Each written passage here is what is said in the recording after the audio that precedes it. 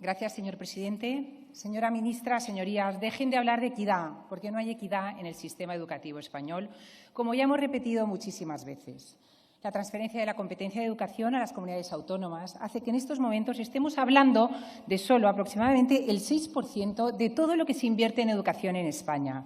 El Ministerio de Educación es quizás una de las entidades menos representativas en lo que respecta a gestión educativa. Y por esto, a medida que avanzan los años, aumenta la desigualdad. Es injustificable que la inversión sea hasta un 60% superior en algunas comunidades autónomas o que en el inicio de curso más caro por la inflación disparada y que también afecta a libros, material escolar y uniformes, todavía, por ejemplo, los libros de texto estén financiados en unas comunidades sí y en otras no, cuando con la mitad del presupuesto del Ministerio de Igualdad se podría cubrir todo ese gasto en primaria. Pero es que también estos presupuestos ahondan en la desigualdad de conocimiento, pues no destinan ni un solo recurso para asegurar algo tan elemental como es la escolarización en español en todo el territorio nacional. Porque con la competencia de educación transferida, el Gobierno se desentiende y ni siquiera actúa cuando tiene un pequeño margen. ¿Por qué no activa mecanismos de compensación a través de los fondos de cohesión para corregir las desigualdades generadas por el sistema autonómico? En realidad, señora ministra, da igual de lo que hablemos, porque ustedes también en el sector educativo están centrados en la resiliencia, las competencias, el género, el clima, la transformación verde, los ODS de la Agenda 2030.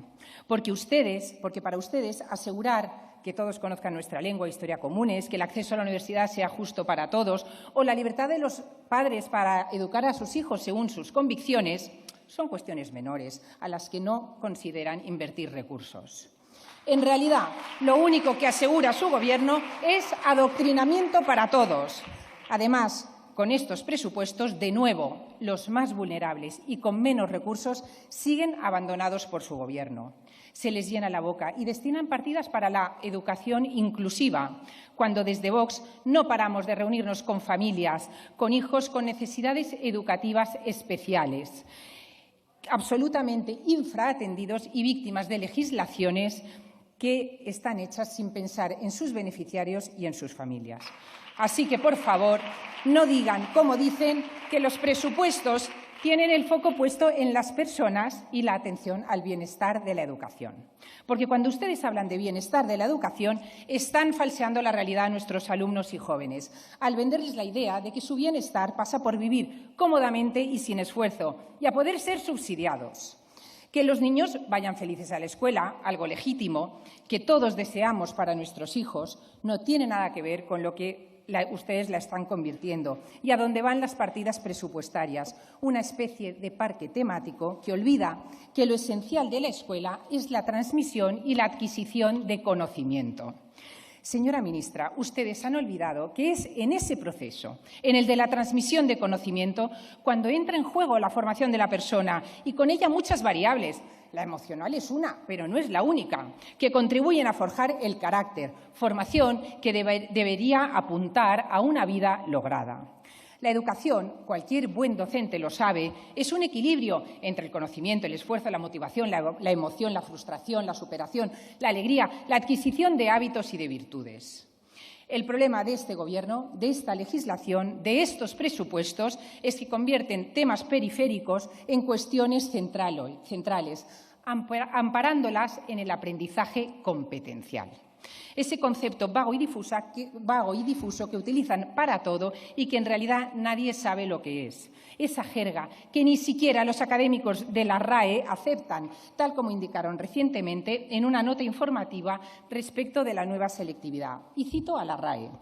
El texto ministerial reitera en varias secciones la importancia de enseñar y evaluar de modo competencial, pero no aclara cuáles son exactamente las competencias que se suponen esenciales y tampoco explica por qué su adquisición se habría de oponer al conocimiento de los contenidos que hasta ahora se han considerado imprescindibles.